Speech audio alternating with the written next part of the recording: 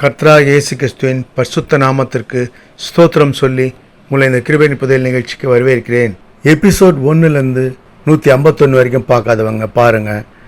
நிச்சயமாக உங்கள் இதயத்துக்கு தேவையான விஷயங்களை பேசிட்டு வரோம். ஃபுல் எபிசோட் வாட்ச் பண்ணுங்கள்.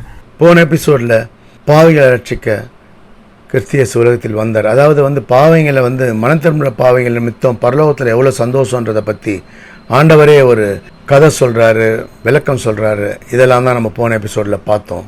இப்போ பார்ப்போம். மத்தேயு 4:3-11. அப்பொழுது சோதனைக்காரன் அவரிடத்தில் வந்து, நீ தேவனுடைய குமாரனே ஆனால் இந்த கல்லுகள் அப்பங்களாகும்படி சொல்லும் என்றான். பாருங்க, ஆண்டவருக்கே சோதனை. அவர் 40 நாள் உபாசம் இருந்து பசி அவருக்கு ஏற்படும் போது, ஏன்னா மனுஷனா பிறந்த ரத்தமும் சதையும் கொண்டவராதான் அவர் இருக்காரு. உபாசம் இருந்து நம்மளுக்கு எப்படி பசி எடுக்கும்போது நம்மளுக்கு எப்படி இருக்கும் ஃபீல் பாருங்க. அந்த சமயத்தில் இவன் பண்றான். இந்த மாதிரி நம்ம வாழ உலகத்துல கூட பாருங்க, நம்ம ஒரு பிரச்சனையில, ஒரு மன வருத்தத்துல, ஒரு பசியில, இல்ல ஒரு சோகத்துல இருக்கும்போது நம்ம கிட்ட சோதனை பண்ண நம்ம உறவுகளோ இல்ல நண்பர்களோ இல்ல தெரிஞ்ச அறிஞ்சவங்களோ யாராவது தேவையில்லாத இப்படிதான் பிரச்சனைகளை கொண்டு வருவாங்க பாருங்க. ஆனா அதெல்லாம் தாண்டி தான் நம்ம இந்த உலகத்துல வாழணும். ஏன்னா நீங்க பிரச்சனை ஃப்ரீ இருக்க உலகத்துல தான் நம்ம வாழ்ந்துட்டு இருக்கோம்.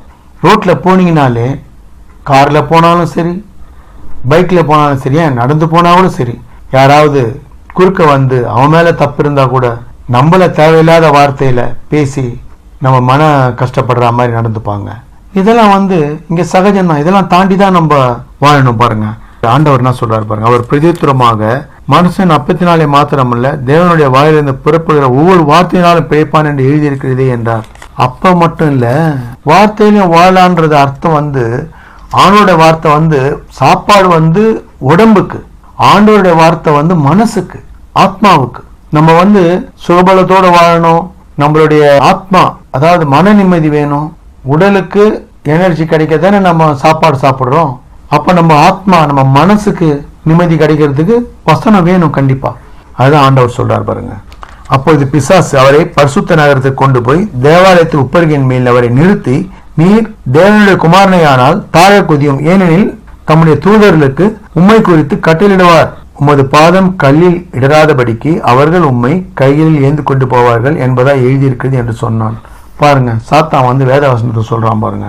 நிறைய பாருங்க இந்த மாதிரி கெட்டவங்க எல்லாம் ஆண்டோட வசனத்தை பேசுறது, ஆண்டோட வசனத்தை பேசுறதால நீங்க அவங்கள நல்லவங்க, அவங்க ஆண்டவர் வசனத்தை பேசுறாங்க, அவங்க பாருங்க எப்பவுமே பிரைஸ் தி லார்ட், ஸ்தோத்திரம், ஆண்டவர் வசனத்தை சொல்லுவாங்க, ஆண்டவர் பைபிளை படிப்பாங்க, உபாசம் இருப்பாங்க அப்படின்னு வெளி தோற்றத்தை பார்த்து நீங்க நம்பிடாதீங்க.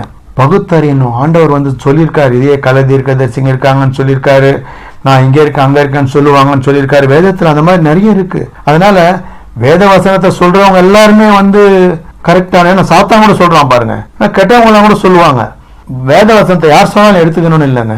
அவங்க பாவியா இருந்து சொன்னா கூட பரவாயில்ல. ஆனா எல்லாம் சாத்தான மாதிரி கெட்டவர்களால நிறைஞ்சிருந்து கெடுதல் செய்யறதுக்கு, அதாவது சாத்தானால பாருங்க 1% கூட நல்லது இல்லை. 100% கெட்டவன். இவர் 100% நன்மையினால நிறைந்திருக்கவர். அவரால் அன்பு, சமாதானம், சந்தோஷம் இதெல்லாம் தான் அவரால் கிடைக்கும். எந்த ஒரு தீங்கும் அவரால் வராது. ஆனா இவன் எல்லா தீங்கும் அவனாலதான் வரும். சோதனை எல்லாம் பாருங்க எப்படி வருது. சாத்தான்றது யார சொல்றோம்?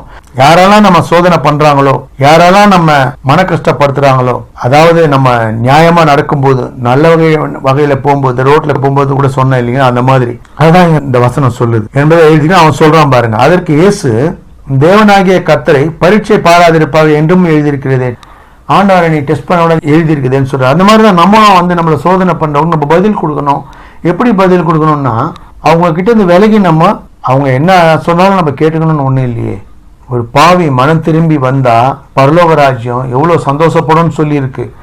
பாவி மனம் திரும்பி பேசினா அதை பத்தி பிரச்சனை இல்லை. ஆனா சாத்தான் ஒரு கெடுதல் செய்யறவன் சொல்லும் போது நம்ம கேட்க வேண்டிய அவசியம் இல்லை பாருங்க. அதுதான் இங்க ஆண்டவர் சொல்றார், பரீட்சை பாராதிருப்பாக என்று எழுதியிருக்கிறதே. மறுபடியும் பிசாசு அவரை உயர்ந்த மலையில் கொண்டு போய் உலகத்தின் சகல ராஜ்யங்களும் அவர்களின் மகிமையை அவருக்கு காண்பித்து, நீர் சாஷ்டாங்கமாய் விழுந்து என்னை பணிந்து கொண்டு இவைகளை எல்லாம் உமக்கு தருவேன் என்று சொன்னான். பாருங்க, யாருகிட்ட சொல்றான்? Boss of the world. அவர்கிட்ட என்ன சொல்றான் பாருங்க.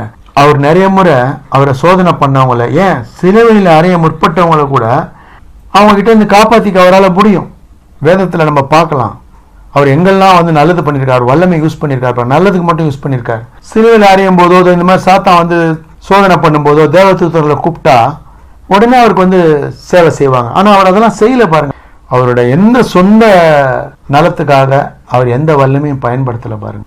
மக்களுக்காக, பரிதவிக்கிறவங்களுக்காக, குருடருக்காக, செவிடருக்காக, பிசிக்கலி சேலஞ்ச் இவங்களுக்காக, இப்படி இருக்கவங்களுக்காக நல்லது பண்ணாரு. சாப்பிட ஒரு இடத்துல இல்லை, அப்போ வந்து 5 அப்ப 2 மீனை கொண்டு 5000 பேரை போஷிச்சாரு. மீதி வந்து 12 கூட எடுத்ததா கூட படிச்சிருக்கோம். இந்த மாதிரி வந்து கானா ஒரு கல்யாணத்துல தண்ணீரை ரசமா மாத்தினாரு. ஃபர்ஸ்ட் கொடுத்த ரசத்தை விட இது ருசியா இருக்குன்னு சொன்னது. இந்த மாதிரி வந்து வல்லமையெல்லாம் நல்ல விஷயத்துக்கு நிறைய பயன்படுத்தியிருக்காரு. திரும்ப அப்பொழுது இயேசு அப்பால் இப்போ சாத்தானே உன் தேவனாய கர்த்தரை பணிந்து கொண்டு அவர் ஒருவருக்கு ஆராதனை செய்வாக என்று எழுதியிருக்கிறது. அதான் ஆண்டவருக்கு தானே துதிக்கணும், தேவனை துதிக்கணும்ன்றது தானே ஃபர்ஸ்ட். நமக்கு தேவனை துதிக்கணும், தேவனை உண்மையா துதிக்கணும், பிறரை நேசிக்கணும். இது வந்து ஃபர்ஸ்ட்ல இருந்தே வந்துடுது நமக்கு கற்பனையா.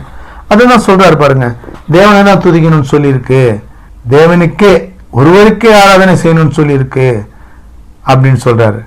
உடனே பிசாசு போயிடுறான் பாருங்க. இப்போது பிசாசன் அவரை விட்டு விலகி போனான். உடனே தேவதூதர்கள் வந்து அவருக்கு பணிவிடை செய்தார்கள்.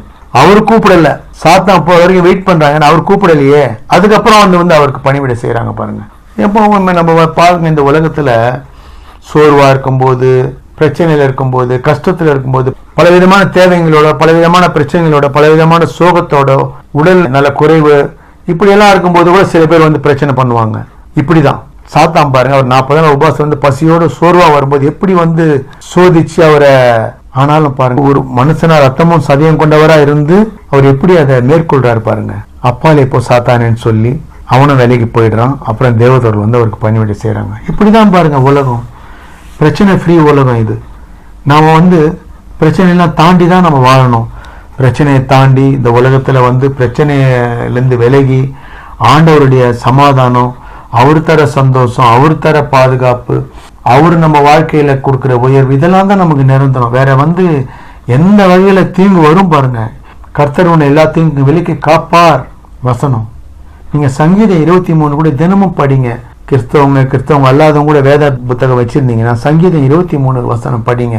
கர்த்தரின் மேய்ப்பரா இருக்கிறார், நான் தாட்சி அடையேன். ஃபர்ஸ்ட் வசனமே பாருங்க. இன்னொரு வசனம், என் சத்துருக்கள் முன்பாக நீர் எனக்கு ஒரு பந்தியை ஆயத்தப்படுத்தி என் தலையை எண்ணெயால் அபிஷேகம் பண்ணுகிறீர், என் பாத்திரம் நிரம்பி வழிகிறது, என் ஜீவனம் நாளாம் நன்மை கிருபை என்னை தொடரும், நான் கர்த்தரை வீட்டில் நிறுத்தி நாட்களாக நிறுத்திருப்பேன். இப்படி வசனங்கள்லாம் அதில் இருக்கு பாருங்க. நீங்க வந்து சங்கீதம் 23, சங்கீதம் 91 இப்படி வந்து நிறைய வசனங்கள் இருக்கு. ஆசீர்வாதம் பைபிள் ஃபுல்லாவே அவருடைய கிருபை தான். இது கிருபையின் புதையலாக நம்ம எடுத்துக்கலாம். அதனாலதான் பாருங்க, நல்ல விஷயங்கள் நம்ம பேசுறோம், பிரயோஜனமானதை பேசுறோம். நீங்க ஃபுல் எபிசோட் வாட்ச் பண்ணுங்க, நிச்சயமா உங்களுக்கு பிரயோஜனமா இருக்கும். ஆண்டவரோட அன்பு, சமாதானம், சந்தோஷம் இதெல்லாம் நம்ம பெற்று ஆசீர்வாதமான வாழ்க்கை, வெற்றி வாழ்க்கை வாழணும். தொடர்ந்து வாட்ச் பண்ணுங்க, சப்ஸ்கிரைப் பண்ணுங்க, பெல் பட்டன் பிரஸ் பண்ணுங்க. பிடிச்சிருந்தா லைக் பண்ணுங்க, ஷேர் பண்ணுங்க. அநேக இதயங்களை ஆண்டவர் தொடும்படி நிறைய வருவோம். God bless you all. கர்த்தராகிய இயேசு கிறிஸ்துவின் வெளியேறப்பட்ட ரத்தத்திற்கு ஜெயத்தை ஏறெடுத்து அவருடைய பரிசுத்த நாமத்துக்கு ஸ்தோத்திரம் சொல்லி நிறைவு செய்கிறேன். நன்றி. தேங்க்ஸ் ஃபார் வாட்சிங். தேங்க்யூ.